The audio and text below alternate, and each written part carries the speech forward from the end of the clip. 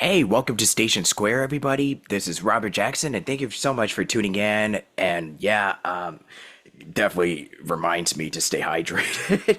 But yeah, thank you for joining me on the show. And here we are, right here in sunny, scorching LA. I mean, look at here. So thank you so much for joining me on today's little episode. And for the first time in a while, I think we have a very new special guest that I've had on the show because I've been doing like a series of interviews about, cast members for my upcoming project Solomon Shrine, but we have somebody that I haven't really had on the show, which is kind of the first, at least for in the Station Square format for quite some time. So this is Sarah. Thank you so much for joining me, and yeah, how's it going? Hey Robert, thanks for having me. It's going pretty good. We have finally some decent air quality here in New York City, which we have not had for a couple of days, so I am thankful for that. Yeah, and since it's the summertime, is the weather like crazy? It's getting hot, so Yeah, talking to me. definitely some sweaty times in the booth. But thank goodness we don't frequently have to have our cameras on when we record. Yeah, 80s. Yeah. I I'm, frequently joke that I'm wearing a swimsuit in here when I record, but sometimes I'm not joking. I mean, hey, like, Hey, you look, gotta wear something that doesn't make noise even and if that's it's breathable. even if you So, have like a pair of boxers on, like, exactly. especially during the summertime. Whatever works. Yeah, and right now today is all this week is going to be in the 80s, so fun times, fun times. But yeah, I'm just really excited to do this, because I know we definitely need like, something that can just chill or we could just talk about anything. Because it's not really a podcast where we can just go into any real world stuff. Like you just want to Mhm. hear us just nerd about different topics. Because Sounds good. that's pretty much what it is. Just completely unscripted, just we'll just wing it. So yeah, I just that's pretty much how I roll on the show, anyways. So it is what it is. But yeah, how would you say your 2025 is going so far for you? Bit of a mixed bag, personally. But work-wise, it's can't really complain. It's been going pretty good. Lots of new projects that some I can talk about, some I can't. Stuff coming out that I've been waiting for. Um, Lots of new opportunities. I've met a ton of new people already, and we're halfway through the year, so it's looking good work-wise. Yeah, it's pretty much the same for me. Like, it's kind of a mixed bag, but for the most part, super positive for the most part. Just a lot of great stuff. I mean, like I said, I'm doing some projects. I'm still collaborating with folks on a few others, so I'm Ooh, not what are you really. working on right now? Oh, it's a little series called Solomon Shrine where I've been doing like a bunch of interviews with the cast and Hmm. the folks that are gonna be involved in it. Like Is I've it animated, audio yeah, it's drama? an What kind of indie series? animated series. Yeah, Nice. I'll probably share it after we wrap this up. So yeah, Cool. yeah. So that's pretty much what I've been doing. Just doing interviews with the cast, just with a bunch of people that are gonna be on board, just to I guess what did they say? Like hype it up or something? I don't know. Yeah, why not? Yeah, for marketing. So I'm just really happy that it's, coming out and we're going to be releasing episodes pretty soon.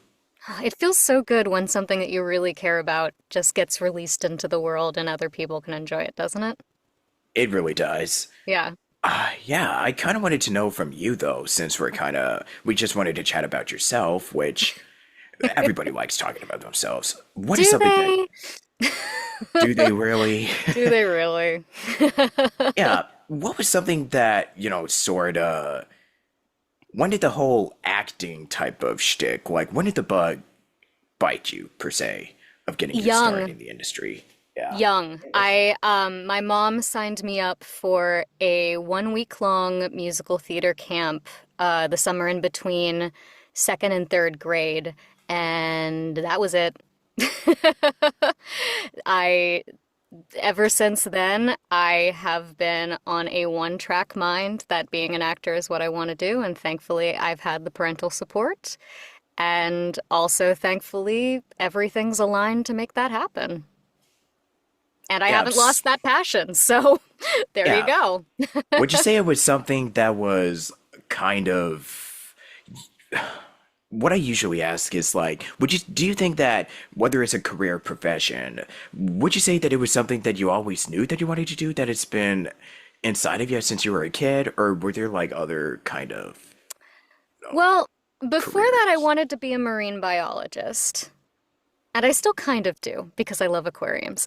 And I care about the ocean and the environment. But the second I was in that camp with these two lovely people, Christine and Scott Duturk, back in Marin County, California, I I just felt at home. I mean, I'd liked go. My parents had taken me to shows, and I'd been surrounded by the performing arts, but it wasn't until I was actually immersed in it that I just felt this is right. This is what I need to do for the rest of my life.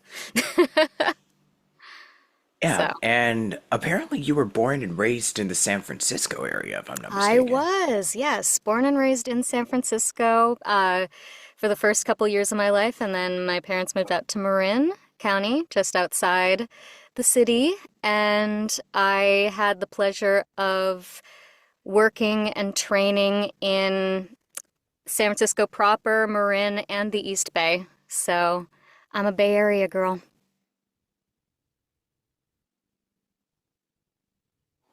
Did I Okay, lose you there for a second? oh, no, no, no. I was like, sorry, it's just Am a I small boring you interrupt. already? No, like it was a small interruption, but yeah, because you were talking about the San Francisco Bay, just being born and raised there, so I guess that kind of was sort of a little catalyst for how you started becoming fascinated with the Marines and stuff.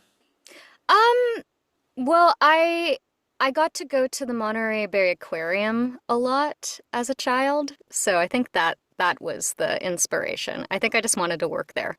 And I still do. If anybody from there is listening or watching this, if you have any need for a voice actor to narrate anything or just in a volunteer position, I would still love to work there. It's one of my favorite places ever. For sure. And I'm also somebody that is into Marines and biology and all the good stuff. Yeah, Nice. and I think also for you, so when you first got your start, how would you hmm say that it was like, when you start acting and doing all these shows and stuff? Um, well, I was lucky enough to start performing professionally at age 10. So I was cast in a production of Oliver. I was in Fagin's gang. I got to cut my hair. And I I just loved it.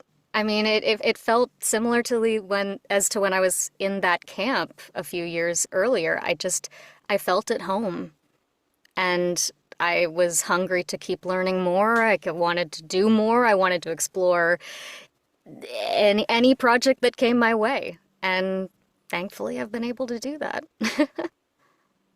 Yeah, and I'm also noticing too where when a lot when you first get your start when you were very hmm young, it's like, I think I kind of like this. Let Yeah, me just do more of exactly. it. It was Yeah. just like this is awesome. Give me more. Yeah, it's like a new world, and it's like, what is this? Yeah, for Yeah. sure. And what would you say were some of the projects that really mean a lot to you on a personal level that you really felt the most connected to? Theater wise Well, or in voiceover? general, yeah. In general, oh, that's hard. There's been so many. Um, I think one of my first voiceover jobs here in the city, before this was before I say that I started my voiceover career in late 2018 because that's when I really started getting serious about it. But a few years prior, I auditioned for these audio dramas written by my now really good friends and frequent collaborators, Adam Lance Garcia and Steele Philippek. They have a company called Radio Room. And I answered their audition posting to audition for their audio dramas. And that was just so much fun. That was my first real transition into acting into the mic. And yeah, I think I have to credit them with me diving headfirst into voiceover because I loved working with them on those series so much. Yeah, for sure. And would you say that it was a big pivotal moment in your career, per se? Yeah, um up until that point, I had like voiceover had always been on the periphery. I'd been fascinated about it. I'd said, "Oh, this is something I really wanted to do." I mean, like I grew up watching the behind the scenes for Pixar movies and seeing the actors in the studio and just like Billy Crystal in Monsters Inc. and being like, "Oh, that looks like so much fun." But it had never really come my way, and I guess I just didn't see. I didn't know what the transition would be like coming from a theater background to something like an audio drama, only to discover that there's not really that much of a difference. I mean, you have to understand mic technique, but it's really, apart from a few like radio lines to establish time and place, there's really no difference from performing a staged reading to doing an audio drama. So once that clicked, it was like, oh, I can do this. This is fun.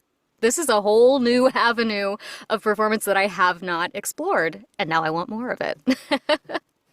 Yeah. Do you have anybody or just any actors or yeah, just that you kind of find as like a big influence on you because you mentioned Billy Crystal and some other names, but I wanted to know if there's others that you want to give a shout out to. And also name like media that are just very much like wow, just completely enamored by. Yeah, I don't have any specific. Like, I love Billy Crystal's performance in Monsters Inc. Mike Wazowski is iconic. Um, I don't have any particular voice actor heroes per se. There's definitely people who I'm a fan of. But if I have to shout out a project, I have to shout out this. I guess you could consider it an audio drama. It was, I mean, I got it on CD and it was billed as an audiobook, but it's kind of a cross between. There was this series back in the 90s from Classical Kids where they took classical composers and then constructed a story to go along with music. And there was one that I was particularly enamored with called Vivaldi's Ring of Mystery. And I used to play the cassette tapes all the time in the car with my mom just to listen to the music, to listen to the story. And I think that in some way put the idea in my head as a little one that like voice acting is kind of cool. So I have to give credit to Classical Kids for roundabout inspiring me long time ago. Yeah, It's really and that magical. You can find it on Audible or any of the other audiobook platforms. I highly recommend looking that up. so that would be the piece of media that really kind of I think just kind so, of yeah. motivated you. Yeah. Yeah. Yeah, cool, cool. I said cultivate. I meant captivate. Man, me with words Words today. are hard. Exactly. They really are. And since we're kind of in the month of June, what is something that you want to say to, so many different communities out there that are, you know,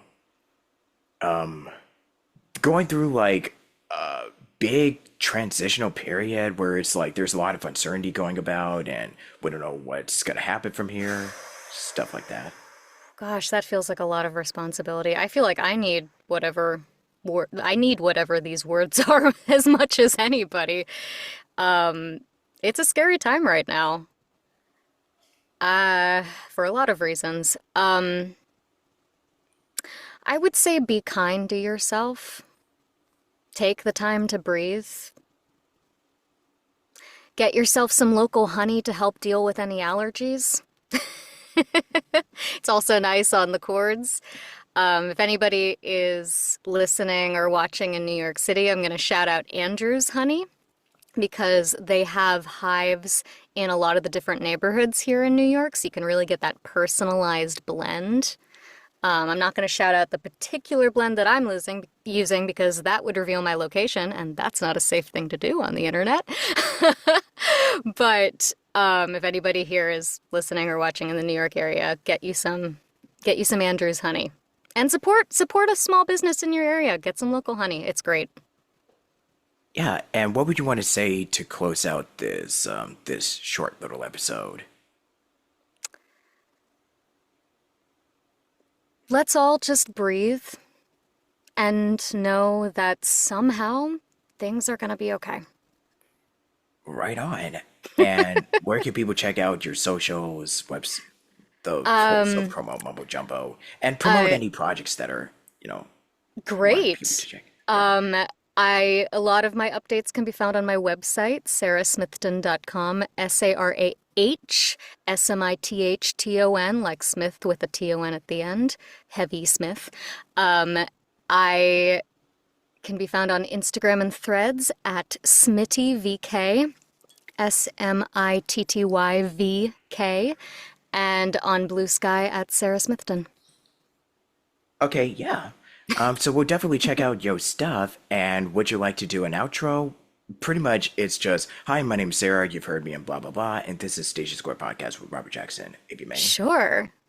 Hi, my name is Sarah Smithton. You might have heard me in Bread Barber Shop and Pathfinder Wrath of the Righteous, and you're listening to Station Square Podcast. Excellent. And do you have any final words or goodbyes or? Bye-bye. Yeah, I think, yeah, that's a pretty good note to end it out on. But yeah, thank you so much for watching and stick around for more episodes of Station Square. Station Square. Yeah, I can really talk today. And stick around for more episodes of Solomon Shrine and be sure to follow me on my socials, YouTube, all the good stuff. You can check out my YouTube. I always post it in the description of every episode. So until then, see you all next time and stay safe, stay lovely, and yeah, stay positive. Peace. Live long and prosper. God bless.